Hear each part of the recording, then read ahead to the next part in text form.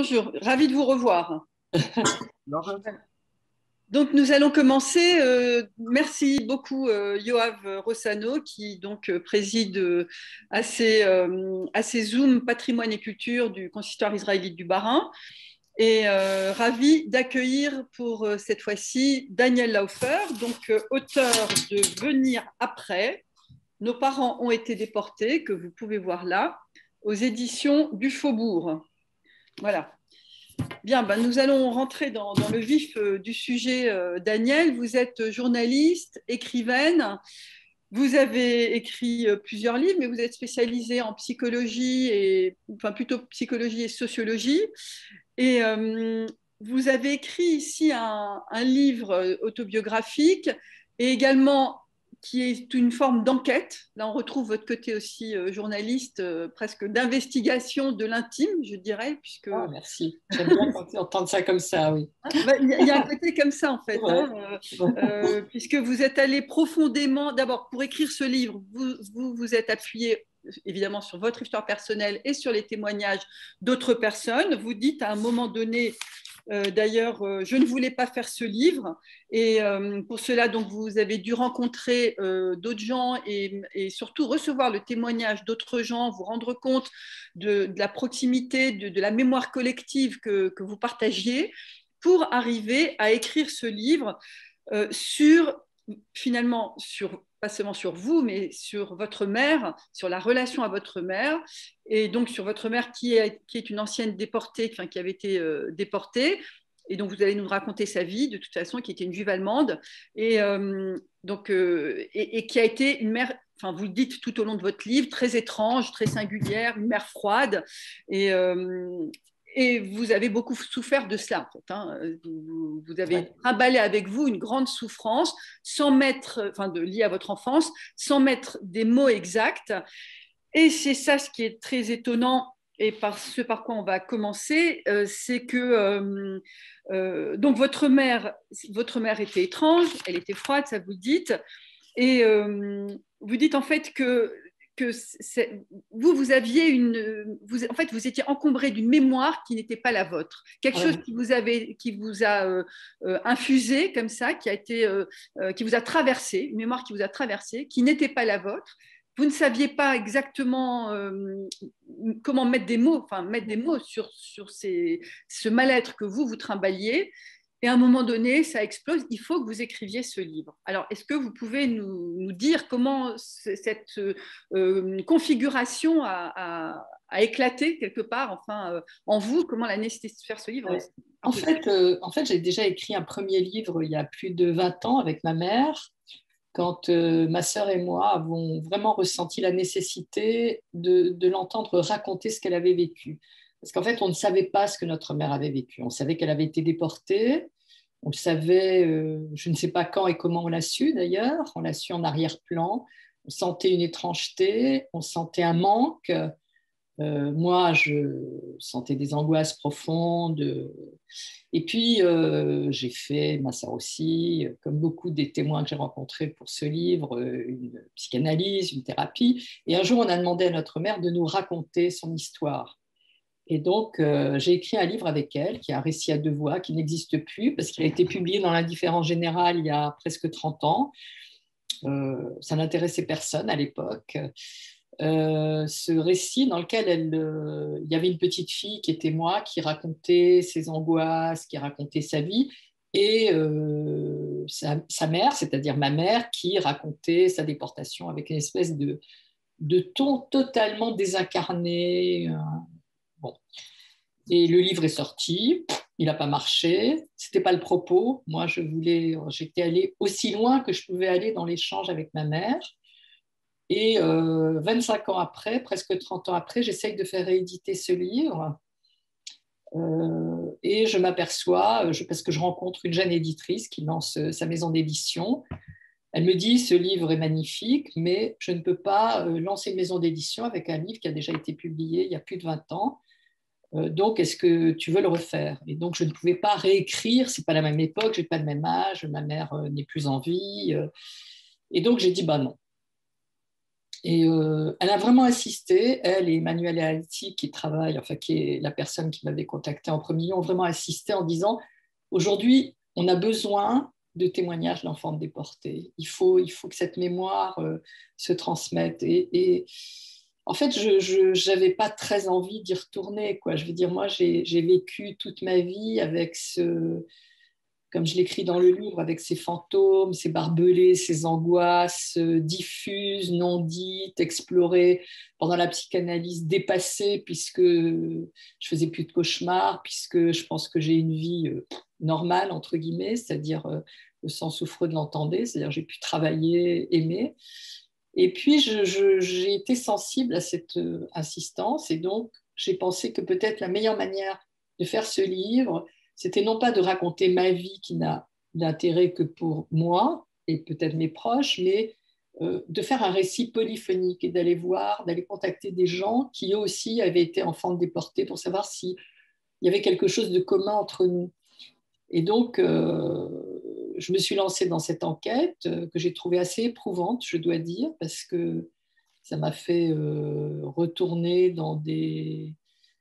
Et eux aussi, sans doute, ils m'ont fait ce cadeau magnifique de me raconter, de repartir en arrière dans leurs histoires, dans leur enfance, parce que je pense que ouais, on a eu des enfances particulières tous quand même, avec des parents qui sortaient des camps et qui étaient quand même, qui avaient, pour survivre, qui avaient été obligés de se cliver, c'est-à-dire de tenir à distance leurs émotions, qui avaient été de toute façon profondément affectés par la déportation. Enfin, le stress post-traumatique, le syndrome du survivant, c'est des choses qui existent, sur lesquelles les psychiatres ont travaillé. Donc, je me suis rendu compte ce dont je me doutais depuis quelques années, enfin que je savais, que nous étions victimes par ricochet de ce syndrome du survivant. C'est-à-dire que ça avait infusé, qu'il nous ait raconté ou pas, qu'il nous en ait parlé ou pas, de toute façon, on l'a pris dans la tronche, quoi. Je veux dire, pardon de m'exprimer comme ça, mais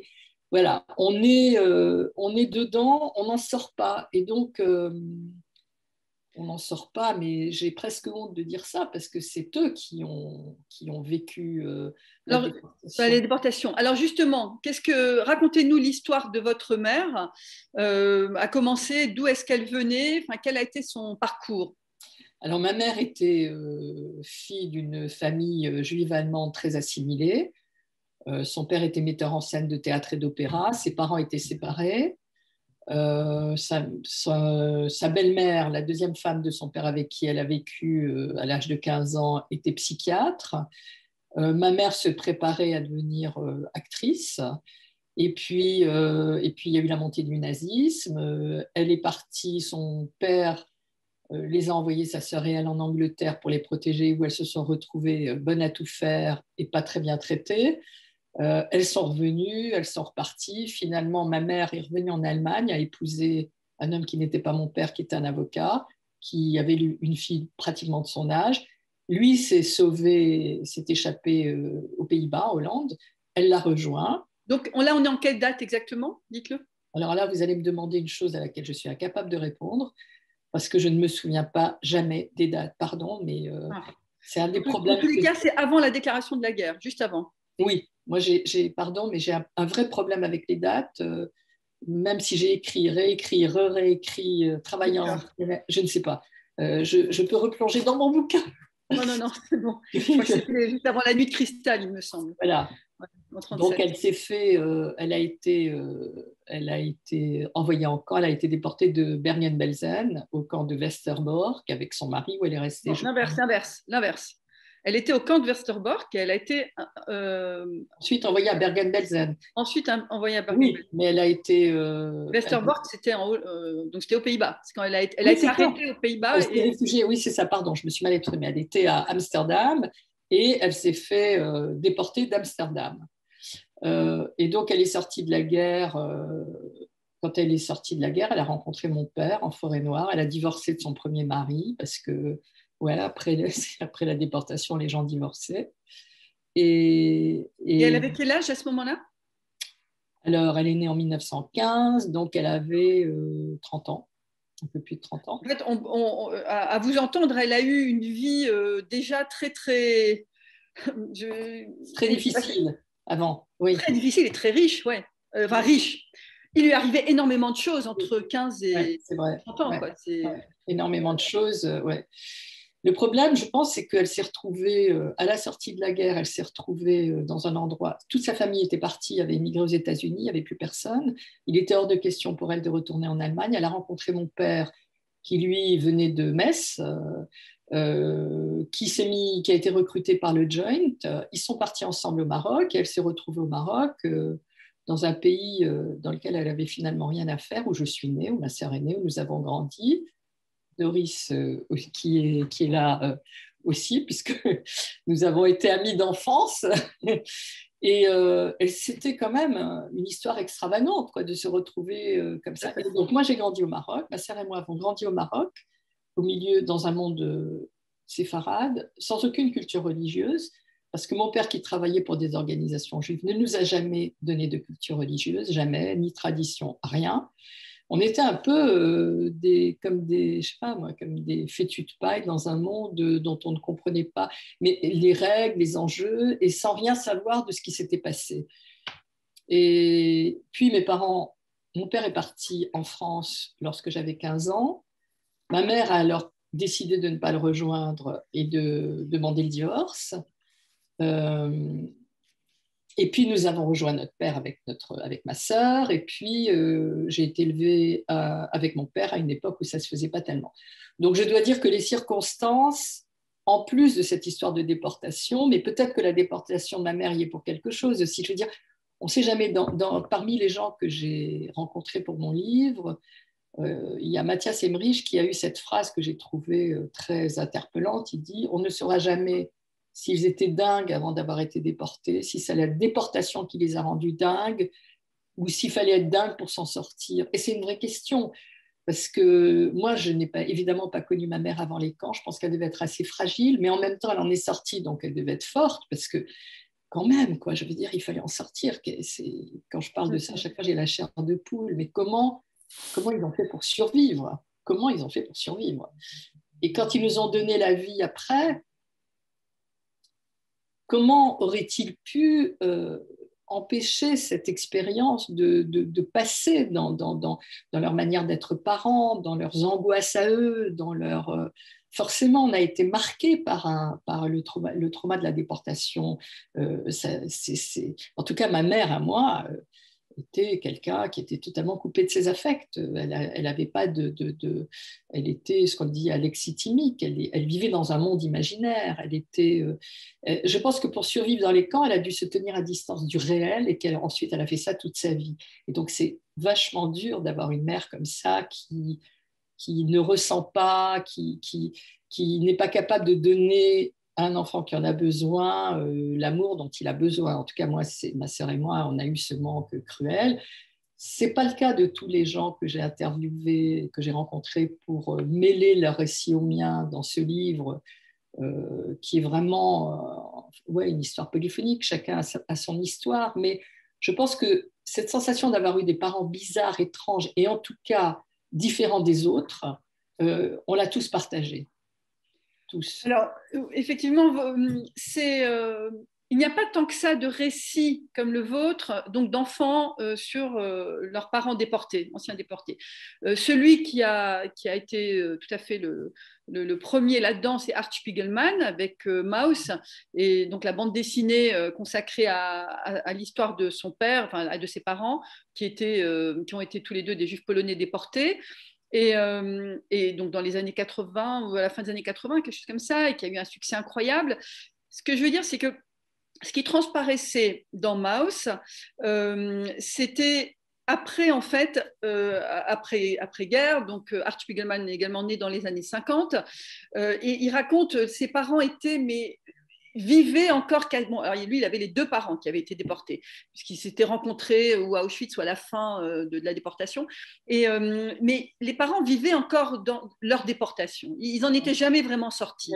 Et c'est quelque chose qui ressort tout le temps dans la bande dessinée. Et alors que chez vous, c'est pas du tout le cas. Apparemment, votre mère n'en parle jamais. Est-ce qu'elle a essayé de vous transmettre ou de vous raconter un petit peu l'horreur des camps, enfin de vous faire partager? Non, non, mais Même je quand il y a pense. eu tous les films dans les années 80, il y a commencé à y avoir Holocauste, enfin des documentaires. Bon, à ce moment-là, je ne vivais plus avec elle. Je vivais à Paris, elle était restée au Maroc. Mais je pense que, en fait, si, elle vivait toujours dans les camps, mais dans sa tête. C'est-à-dire que je pense qu'elle elle en est jamais sortie, en fait. Je pense qu'il y a eu les effets de la déportation ont fait que cette femme, elle vivait dans des rêves. Elle attendait le prince charmant, elle parlait toute seule. Elle était quand même très particulière, ma mère. Elle avait, et en même temps, il y a des tas de gens qui l'ont connue à cette époque et qui l'a trouvée, qui ne se sont pas rendus compte que c'était une femme très particulière. C'était dans l'intimité qu'elle était très, très spéciale. Euh, Mais c'était au-delà de la femme fantasque. Est-ce qu'elle était finalement, enfin, est-ce qu'elle avait des problèmes psychiatriques, vous diriez aujourd'hui?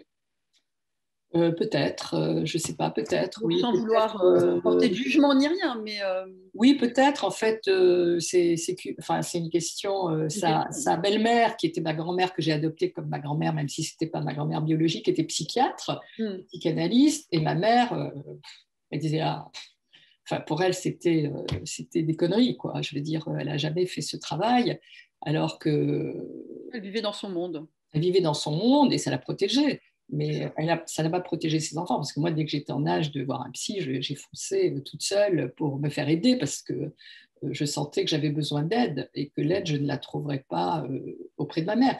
En revanche, quand on lui a posé la question frontalement avec ma sœur, je me souviens, elle était dans la cuisine et je lui ai dit, écoute, il faut que tu nous racontes ça. J'avais le sentiment de la torturer. C'était violent pour elle. Et elle l'a entendu. Donc, elle a essayé de raconter. Et j'ai commencé avec un magnétophone et elle tournait en boucle, quoi. Elle racontait toujours la même histoire et c'était insupportable, ça n'avançait pas. Donc, elle a accepté, et ça, je pense que c'est vraiment un geste d'amour pour ses enfants, elle a accepté d'écrire. Et donc, elle a écrit ce récit que j'ai ensuite retravaillé pour en faire un livre qui est un cadeau qu'elle nous a fait. Enfin, ça ne règle rien, mais je pense que c'est très, très important de comprendre et de savoir d'où ça vient. Et c'est aussi pour ça que j'ai fait ce livre, finalement, que j'ai cédé à l'insistance des éditrices, en me disant, mais d'abord, j'ai envie que les gens sachent. Quoi. Je n'en peux plus de cette espèce d'antisémitisme qui monte, et vous, les juifs, etc., vous n'avez pas l'apanage du malheur, etc. Moi, je pense qu'on a vécu quelque chose d'abominable. Nos parents ont vécu quelque chose d'abominable, et je ne veux pas qu'on le dise. Je ne veux pas. Je ne me pose pas en victime, mais juste, j'ai envie, je veux que les gens comprennent et sachent. Et Excusez-moi, je n'ai pas bien compris. Vous avez dit je ne veux pas que qu'on oublie. qu'on oublie. Je ne veux pas qu'on oublie. Je pense qu'il ne faut pas oublier. Et je pense que c'est important. Bon, alors évidemment, je ne veux pas avoir l'air prétentieuse du tout parce que c'est une petite contribution. Mais je pense que en mêlant d'autres histoires à la mienne et en allant chercher dans les livres qui ont été publiés sur la question, euh, j'ai fait un tout petit travail qui peut, enfin, quelque chose qui va rester, quoi. Si, par exemple, si ma fille un jour a envie d'en savoir plus, ce qui n'est pas le cas pour le moment, elle pense qu'elle en sait déjà trop, c'est trop horrible. Pour elle, c'est trop horrible, c'est insupportable. Euh, Mes neveux, je ne sais pas. J'ai un de mes neveux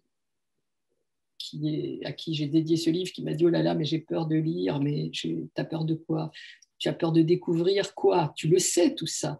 Mais ça fait peur, quoi. Ça fait peur même aux gens qui sont les principaux intéressés, c'est-à-dire les descendants euh, des anciens déportés.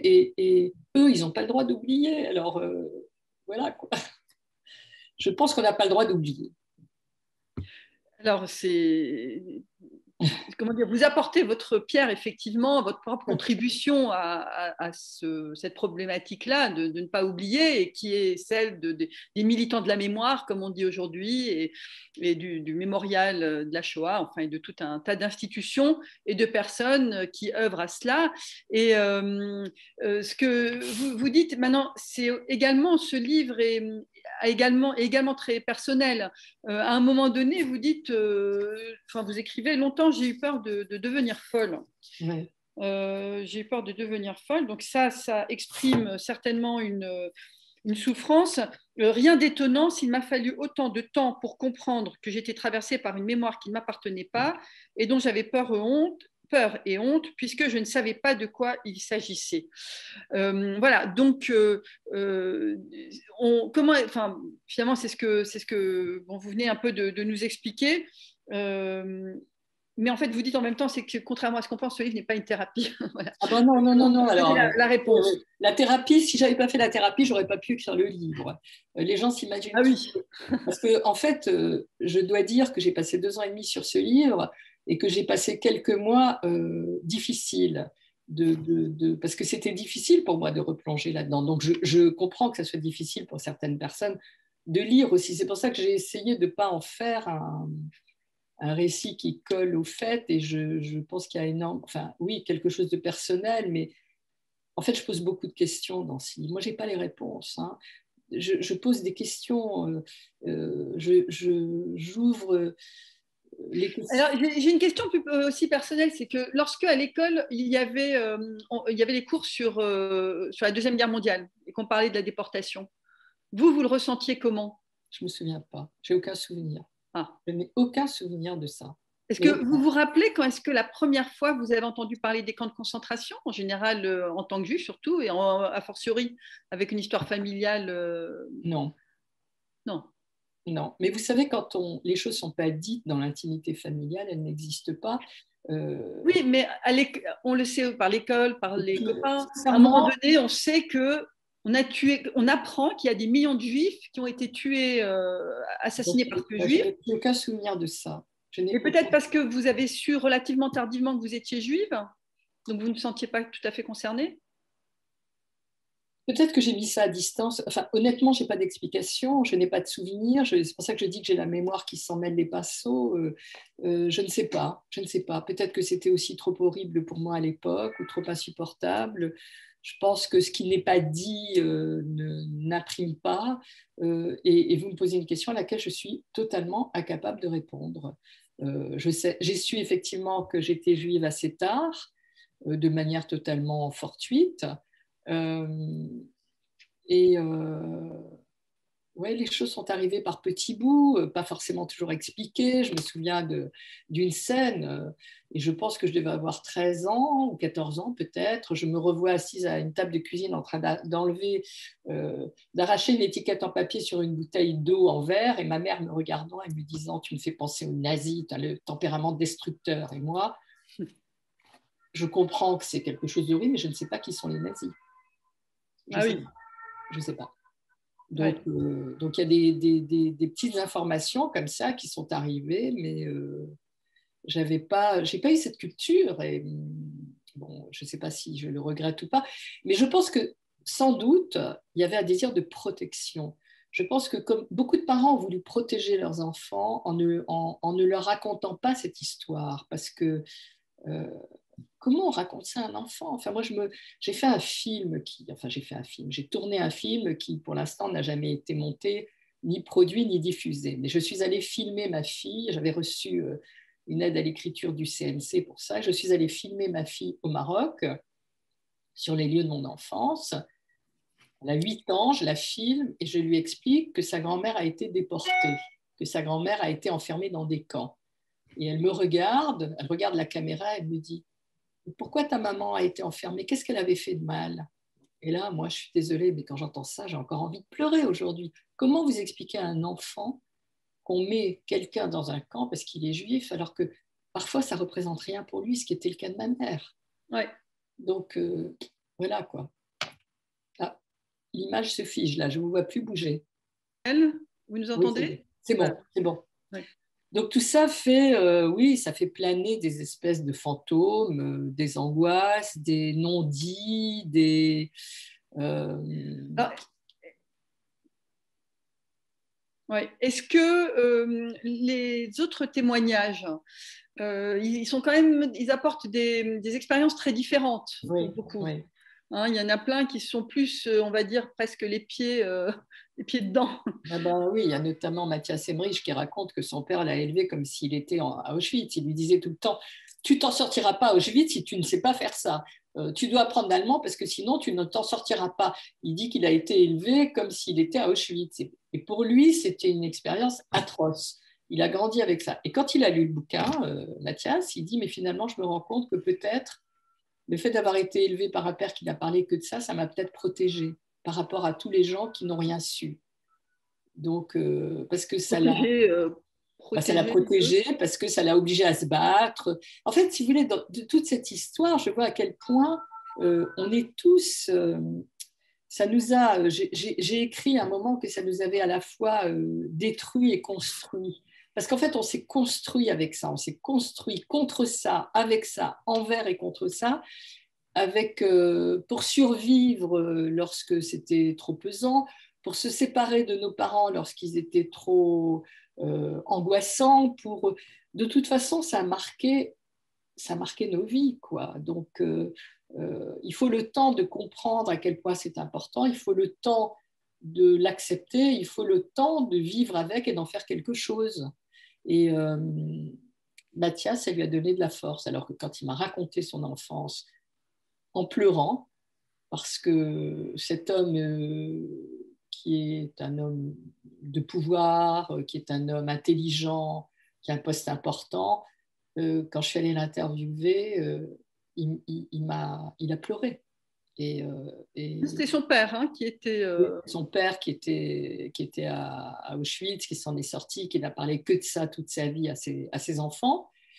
Et donc, c'est là que j'ai commencé à sentir qu'on avait tous ces gens que j'ai rencontrés, quelque chose en commun. Mais oui, maintenant c'est peut-être ça aussi un peu la différence avec certains des témoignages que vous avez relevés, c'est qu'on sent chez beaucoup d'enfants, notamment chez Mathias Emmerich, mais aussi chez Georges Perla, des gens qui ont été très impressionnés par leurs parents, qui les admiraient, parce qu'ils avaient survécu au camp de concentration et et d'ailleurs, ça, il le dit, il l'écrit très bien aussi, enfin, il le dessine très bien.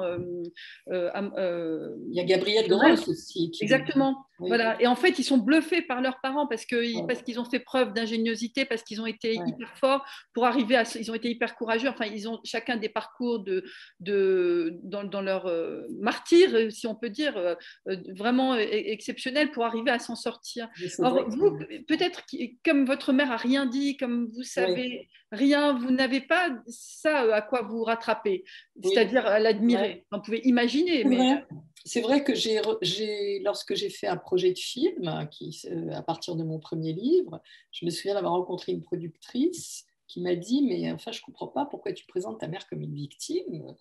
Elle en est sortie quand même, tu ne te rends pas compte. » C'est ça.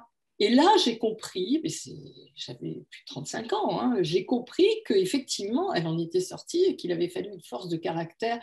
Bon, ma mère disait toujours « J'ai eu de la chance ». Et moi, je ne comprenais pas de quoi elle parlait parce que je ne trouvais pas qu'elle avait eu de la chance. Sa vie a été foutue en l'air, elle a été déportée. Enfin, mais elle voulait dire « je suis encore vivante ». Mais ça. Pour elle, elle était encore vivante. Pour moi, elle était ce qu'André Green appelle une mère morte. C'est-à-dire qu'elle n'a pas pu se déployer, elle n'a pas pu vivre la vie qu'elle était en droit d'avoir.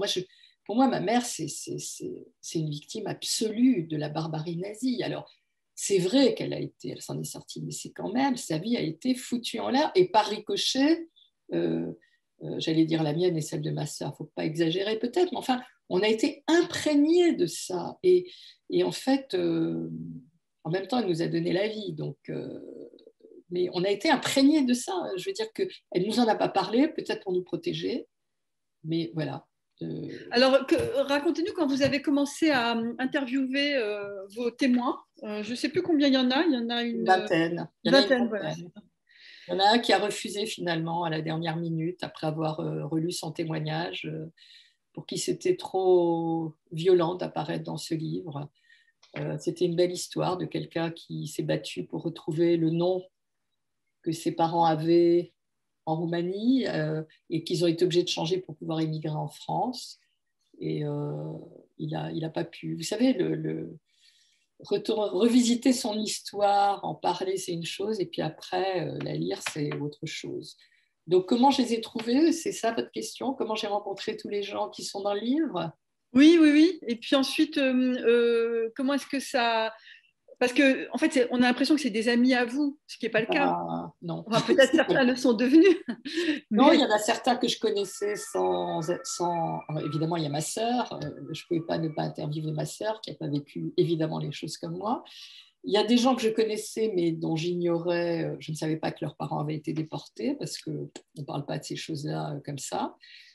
Il y a des gens que j'ai rencontrés par des amis, parce que j'ai cherché. Il y a des gens que j'ai rencontrés grâce au merveilleux site Yiddish pour tous, qui m'a ouais. d'ailleurs permis de retrouver Doris. Euh, et comment ça s'est... j'ai pris rendez-vous, je suis arrivée avec mon magnétophone, j'avais des questions. Et c'est vrai que pour la plupart, on s'est embrassé en se quittant, on a fini par se tutoyer. J'avais Ouais. le sentiment qu'on était de la même famille, quoi. C'est-à-dire que, évidemment, moi, quand je fais des entretiens comme ça, j'arrive pas en mettant mon micro, en disant aux gens racontez-moi. Je raconte pourquoi je fais ce livre, je raconte d'où je viens et qui je suis. C'est-à-dire que je donne quand même aussi quelque chose de moi-même, parce que sinon ce serait pas un échange. Donc ouais, ça a été des moments très très très Alors, forts. très fort. Il y a aussi la rencontre que vous avez faite avec Régine Weintraiter. Elle a été déterminante dans Ouais. votre cheminement.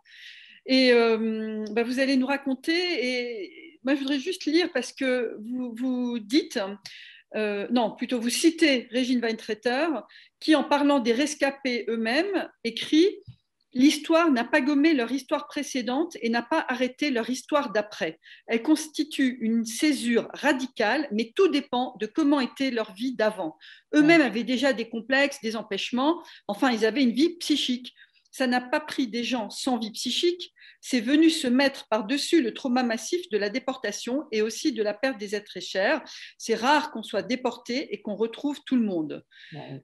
Voilà, et donc elle dit ce que vous dites: moi je parle de perfusion, d'infusion et de petits ruisseaux qui ressurgissent à des occasions, parce qu'on a eu à vivre aussi, c'est que chaque circonstance de la vie, qu'elle soit heureuse ou malheureuse, un deuil, mais aussi une naissance, un mariage, un bonheur, est infiltré de ça, ça ne peut pas être isolé.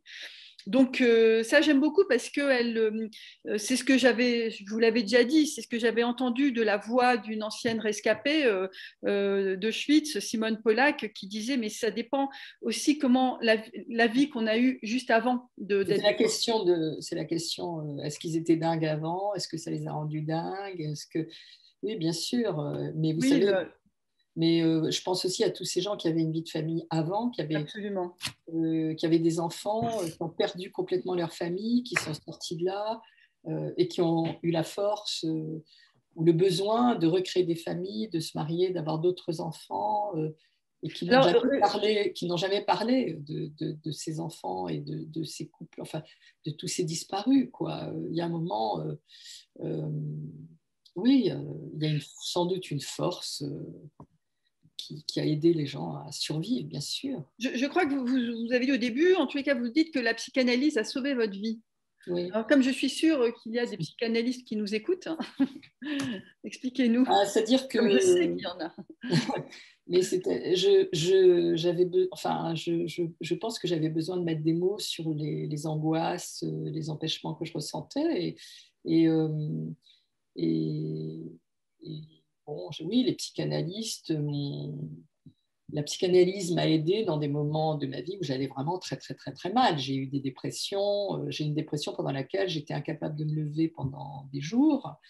Le seul moment où je me levais, c'était pour aller voir ma psy qui était un fil qui tendu entre l'état dans lequel j'étais et ma relation avec ma mère. Mais, parce qu'évidemment, je parlais beaucoup de ma mère, mais je pense que si la psychanalyse m'a aidée, elle m'a aidée. Moi, je pense vraiment que je serais morte si je n'avais pas fait d'analyse. Je ne sais pas comment, mais je pense que je n'aurais pas survécu.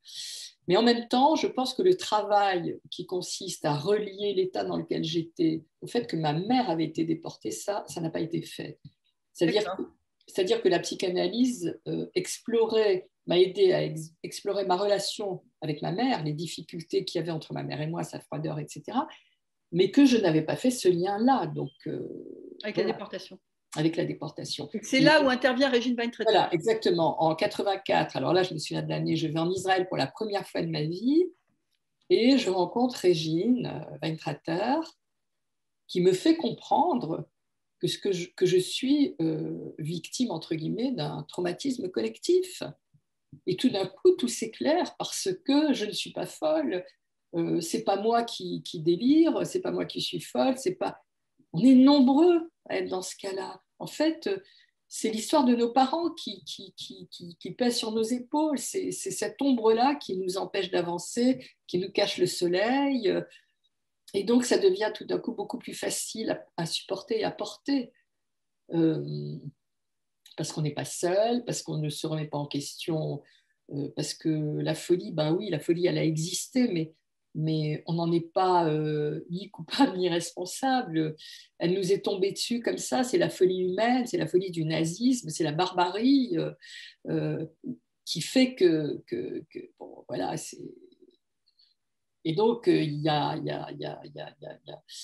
y a cherché du côté de l'inconscient, mais aussi du côté de l'histoire. Et donc, on n'est pas tout seul dans son coin à se dire mais qu'est-ce que j'ai fait pour être comme ça, pourquoi je ne suis pas comme les autres. On comprend un petit peu pourquoi on n'est pas comme les autres. Et puis, petit à petit, si on travaille, si on fait une thérapie, on comprend aussi que ne pas être comme les autres, ça peut être aussi une force. Ce n'est pas qu'un handicap. Mais ça, il faut faire le boulot, quoi. Et le chemin est long et douloureux. Alors effectivement, il y a un titre, hein, je crois, de votre ouvrage qui est La force en héritage.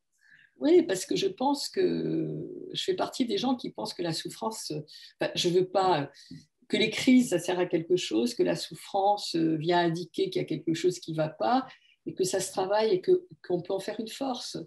Moi, je ne crois pas la quête du bonheur, être positif et tous les trucs dont on nous rebat les oreilles en ce moment. Moi, franchement, ça me fait sourire, quoi. Je veux dire que nous, on sait de quoi l'être humain est capable, hein, franchement. Donc, que l'homme est bon, oui, il y a des gens formidables. Mais enfin, et il faut arriver à vivre avec ses empêchements, malgré ses empêchements, et transformer ce qui nous a fait souffrir pour créer, pour faire de la cuisine, pour avoir des enfants, pour danser, pour rire. C'est la Alors, vie. j'aimerais juste que vous nous parliez encore un peu, parce qu'après, on va. N'hésitez pas à envoyer des petits messages hein, si vous voulez parler, si vous voulez intervenir, de la mort. Vous dites, moi, je serais certainement morte sans la psychanalyse. Alors, il y a, vous en parlez pas mal enfin, et vos témoins en parlent souvent, la place de la mort dans l'esprit et dans la vie de chacun. Et c'est Malka Brown qui raconte. Qui dit « Je me souviens de ma belle-sœur que j'enviais parce qu'elle était belle et libre. Un jour, elle m'a fait cette remarque. Il faut que je te dise, il y a un truc qui me choque chez toi, c'est que tu penses à la mort. » J'étais sidérée d'entendre ça et je lui ai répondu, moi, ce qui me choque, c'est que tu n'y aies jamais pensé. Moi aussi, j'ai été obsédée, hantée par la mort.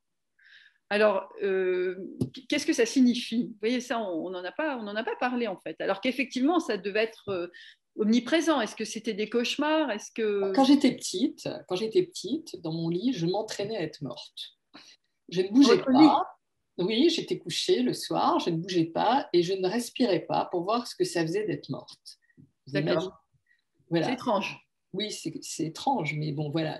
Donc, je pense que les millions de victimes de la Shoah sont restés avec nous comme ça, avec des sorts comme avec ce sont nos fantômes, ils nous accompagnent. On est là parce que on aurait pu ne pas être là. En fait, moi, j'ai toujours la conscience que ma mère aurait très bien pu faire partie de ces millions de victimes et que je ne serais pas là. Donc, d'une certaine manière, nous aussi, on est des survivants. Tout à fait.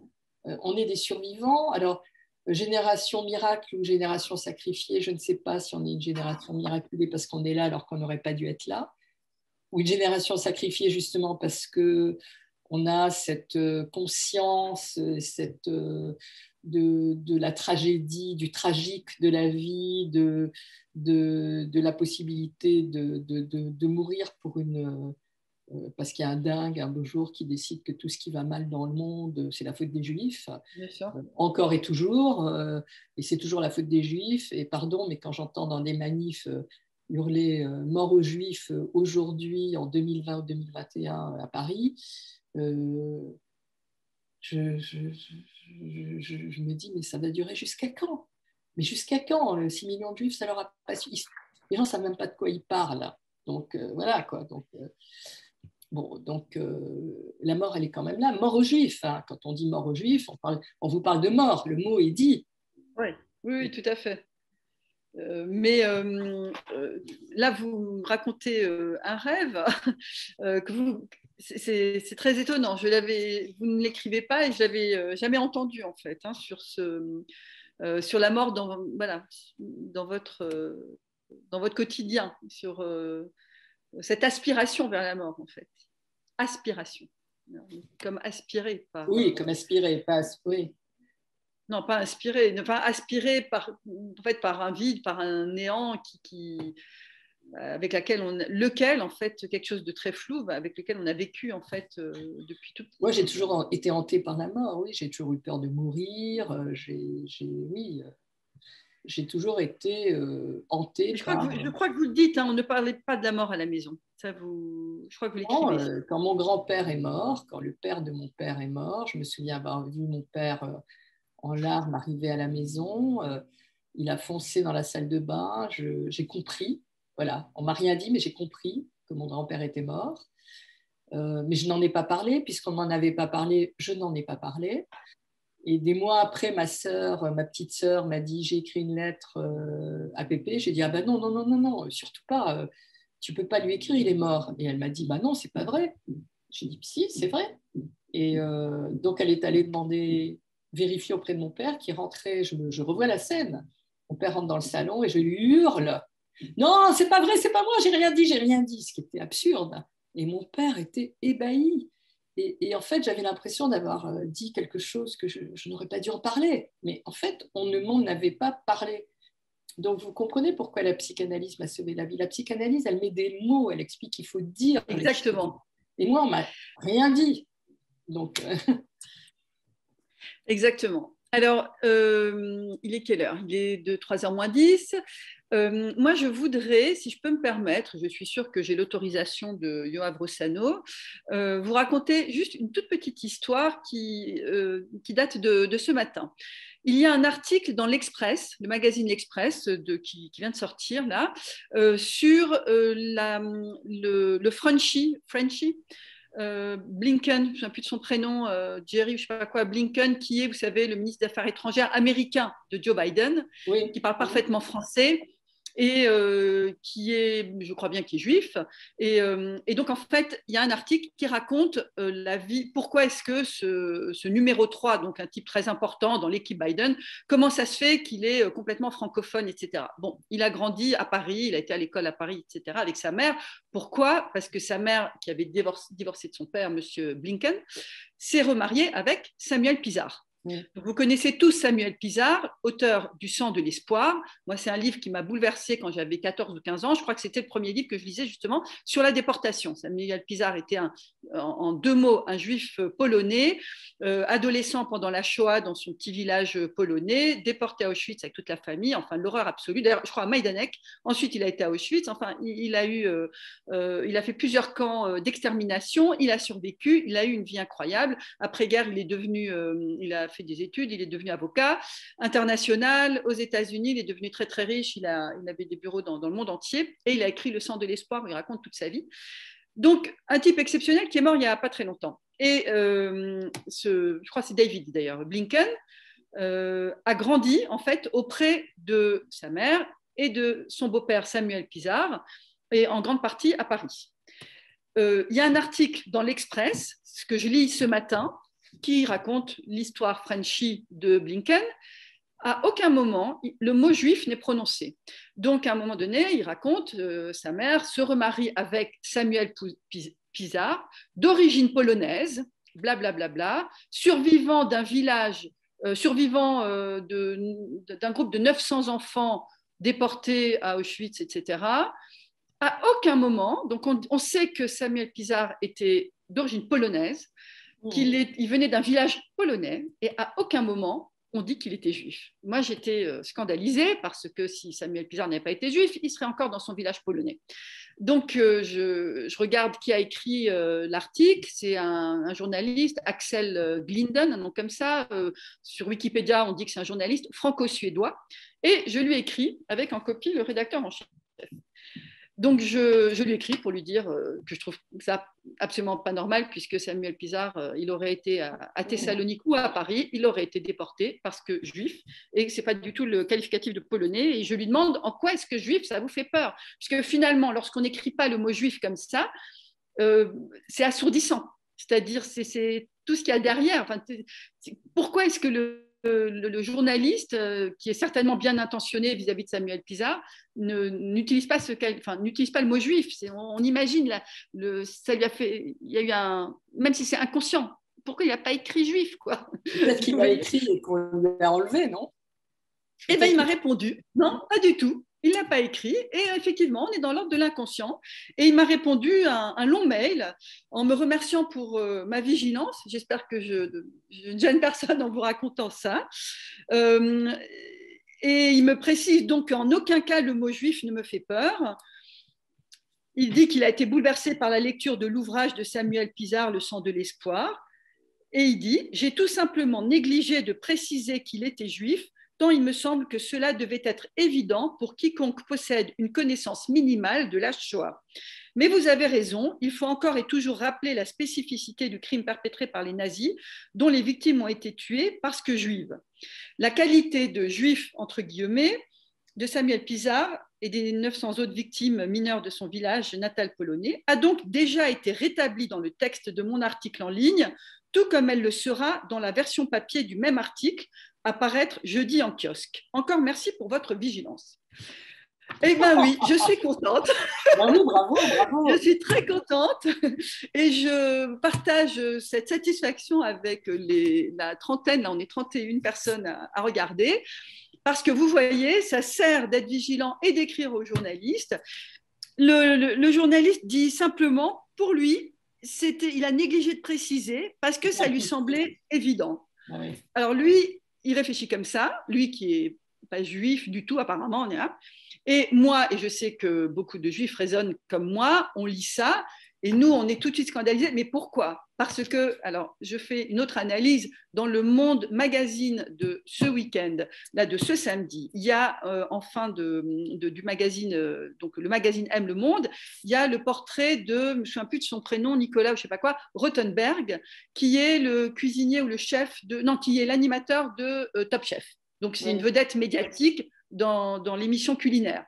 Et Rothenberg, évidemment, c'est un nom juif polonais. Son père était juif polonais et sa mère était catholique polonaise. C'est assez étonnant. Et donc, il a grandi, il raconte avec d'un côté le Matzebrai, enfin les spécialités juives polonaises, et d'un autre côté les spécialités polonaises pas juives, enfin catholiques, quoi.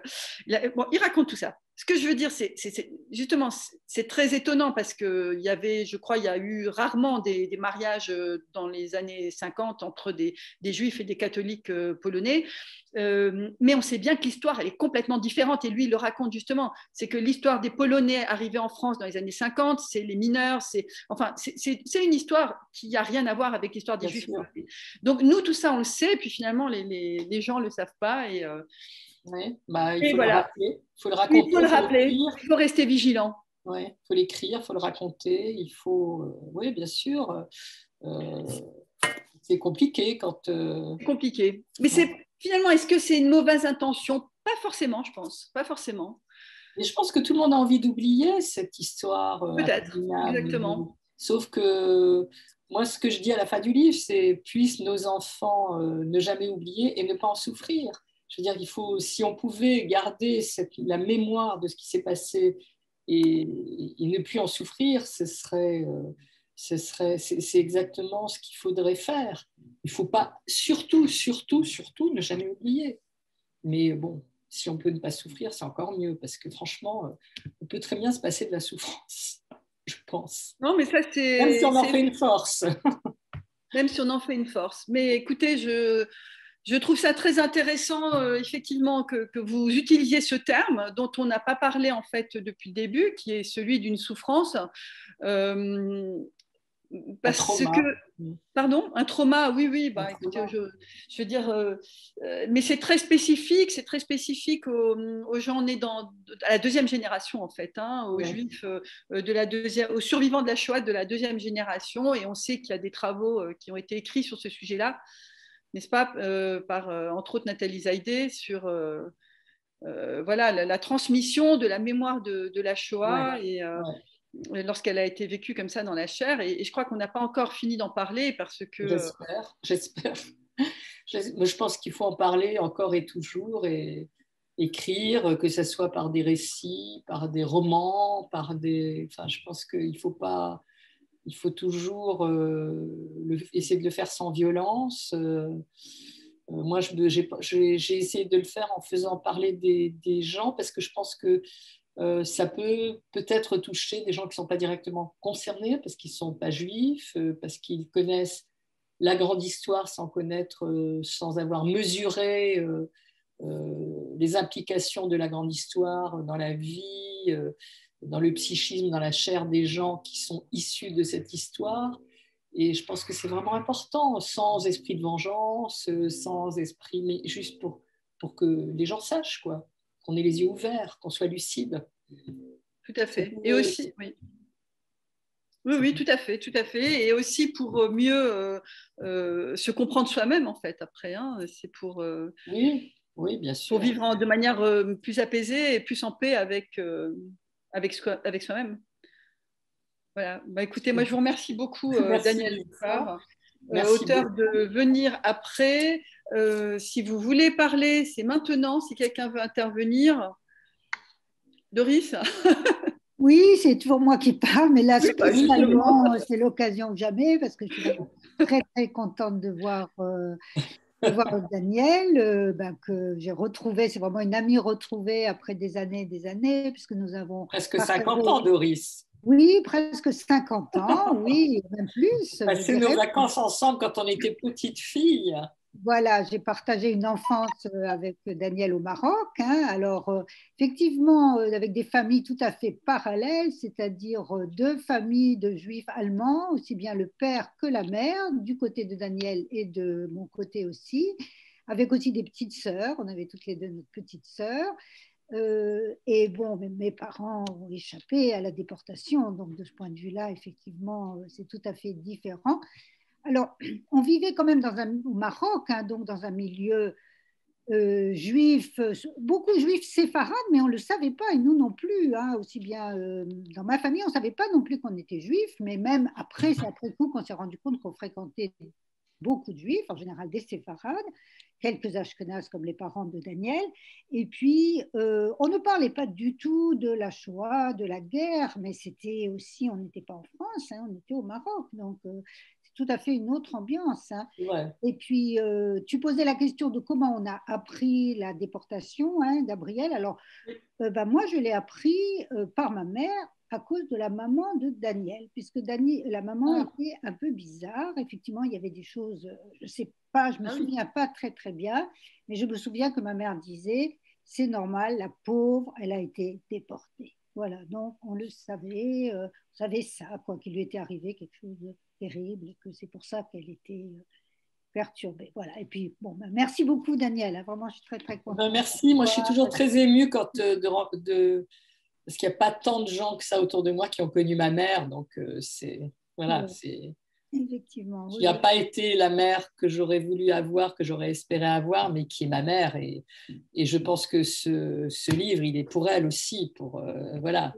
Oui, Pour vous voulez aussi dire qu'elle- que tu as vraiment fait un travail de précurseur hein, quand tu as fait ce travail sur son histoire à un moment où personne ne le faisait encore, et où elle était en vie, où toi tu étais jeune, hein, je veux dire, voilà. Donc, moi, je sais que bon, ma mère a traversé la guerre comme tous les Juifs, avec beaucoup, beaucoup de péripéties, bien sûr, et je regrette de ne pas plus l'avoir interrogée là-dessus, parce que bon, je crois que il y a vraiment, moi je dirais qu'il y a quand même une faille, enfin je ne sais pas comment dire, presque un abîme entre notre génération et la génération d'avant, qui ont tous vécu des choses extrêmement Abominable.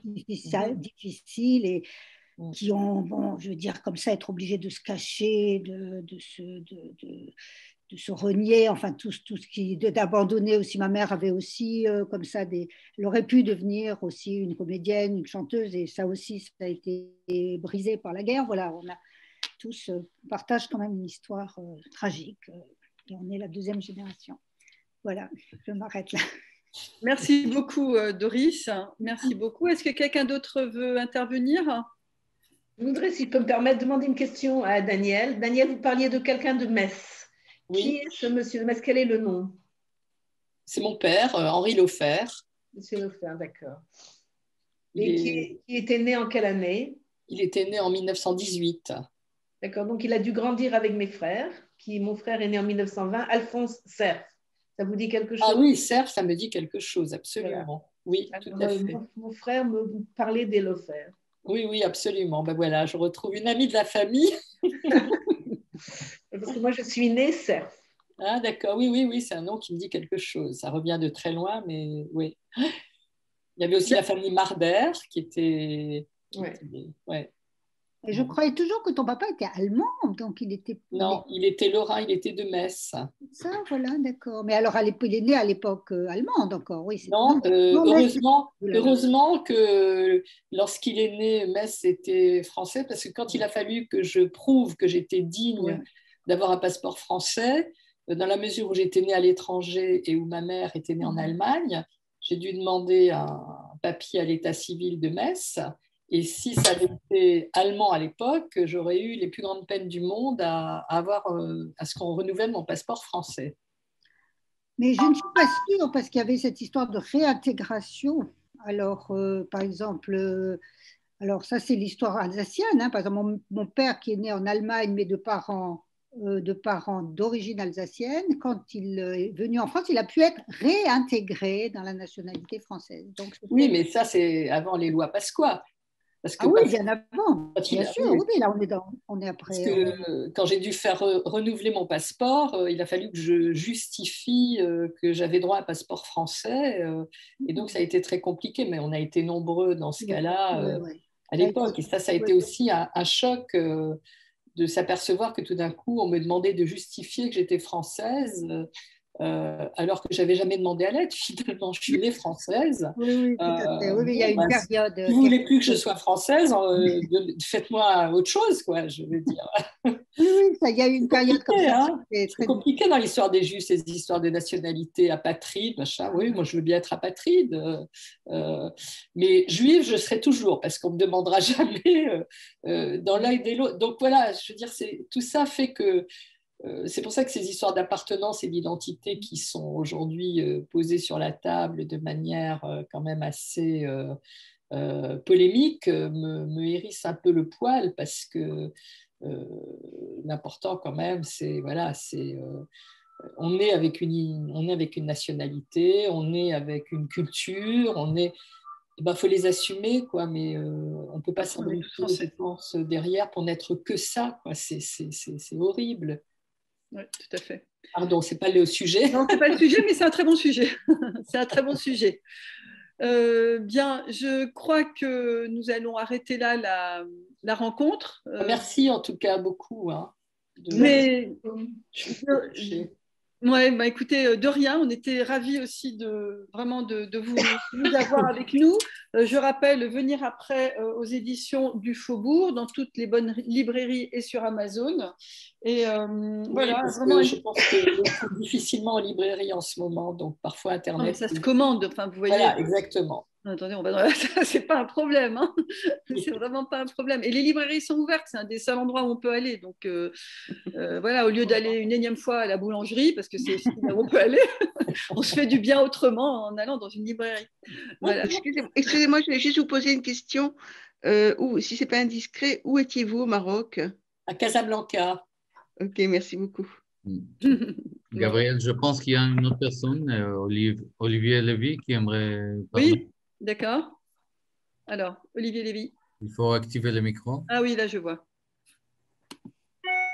En fait, ce n'est pas Olivier, c'est Michel. Bonjour. Et j'ai connu Danielle dans une autre vie, chez Price, quand elle a commencé sa carrière chez Price Waterhouse. Et je me demandais si elle se souvenait de moi. Vous voulez pas mettre votre vidéo? Non, On ne voit pas. Non, on ne me voit pas parce que je trouve que je ne suis pas très bien avec cette iPad là. Bon. Mais enfin, oui, je peux mettre, mais je ne sais pas comment remettre la vidéo. Attendez, voilà, je vais y arriver. Vidéo, voilà. Ben voilà. De toute façon, on a dû changer pas mal l'une et l'autre. Oui, oui, oui. Mais donc, je ne sais pas si tu te souviens de moi, en fait. Pas vraiment, mais c'était pas une période. Dans ton autre vie chez Price, Michel Ayache. Tu faisais quoi, Michel, là-bas? J'étais auditrice quand toi, tu étais en anglais, traductrice. Oui. J'étais traductrice, toujours. Et tu habitais Montparnasse, l'immeuble de mes parents. Donc, on s'est très souvent rencontrés. D'accord. Oui, je me souviens. Voilà. Ben, je t'embrasse. Le jour des retrouvailles. Je t'embrasse. C'est pour ça qu'on fait le Zoom. Voilà. Est-ce qu'il y a encore d'anciens amis? C'est génial quand même ce truc. Ah, mais c'est très loin, bien sûr, c'est très loin. Hein. C'est les années 74, 75. Ouais. Voilà. Oui. C'est les années 50, hein, carrément. Ouais. Oui, voilà. Non, oui, enfin, vous, c'est plus loin, mais moi. J'ai 2 copines, plus quelqu'un qui a connu la famille de mon père. C'est super. Il faut qu'on commence bientôt, Gabriel. En tous les cas, le Zoom du consistoire israélien. La famille, quoi. Voilà. A des conséquences inattendues, mais bien sympathiques. Oui. Voilà. Et je crois aussi, en fait, ce qui est aussi très sympathique, c'est qu'il y a des téléspectateurs, ou des spectateurs de partout. Hein, moi, j'apprécie beaucoup cette émission. Hein. Et vous êtes basé où, Michel? J'habite à Paris pour l'instant, mais oui, voilà, oui. Pas pour l'instant, mais mon mari est d'origine alsacienne. Non, mais voilà. Et avant la personne qui a parlé là, à mon avis, vous êtes la personne qui connaît la famille Laufer là. Vous êtes en Israël? Je suis à Londres. Ah, vous êtes à Londres. Voilà. D'accord. Ah oui, super. Donc, c'est très, très international. C'est vraiment formidable. Hein. C'est l'histoire juive, ça. Hein. Oui, c'est ça. C'est très inattendu. C'est très inattendu. Mais écoutez, vraiment, on vous salue tous.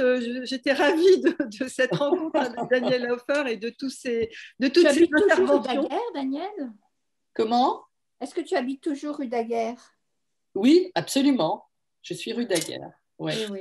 Depuis que je suis à Paris, je suis dans le 14e. Comment? Je peux témoigner parce que j'étais chez toi. Ah oui, Doris venait avant le confinement, mais j'espère que tu reviendras pour nos apéritifs du dimanche soir. Voilà. Apéritifs cachers, je précise. Ah oui, tu n'étais pas toujours caché. Oui, c'est ça. Alors, je m'excuse, mais parce que nous, on va vous laisser entre vous, en fait. On va vous laisser entre vous. Merci. Voilà. Donc, voilà, Anna Veil, ma tante. Bonjour, Anna. Bonjour. Merci infiniment, en tout cas. C'est très intéressant, vraiment. Bon, écoutez, merci beaucoup pour tous ces excellents retours et puis pour cette fin vraiment chaleureuse et conviviale. On ne peut pas prendre le café en Zoom, mais Yoav, Rossano, il faudra qu'on trouve une solution pour prendre le café avec tous les participants. Voilà, avec des amis prêts. Merci beaucoup. Merci beaucoup. Au revoir, à bientôt. Gabriel. Au revoir, bientôt. Au revoir. À bientôt. Au revoir. Au revoir.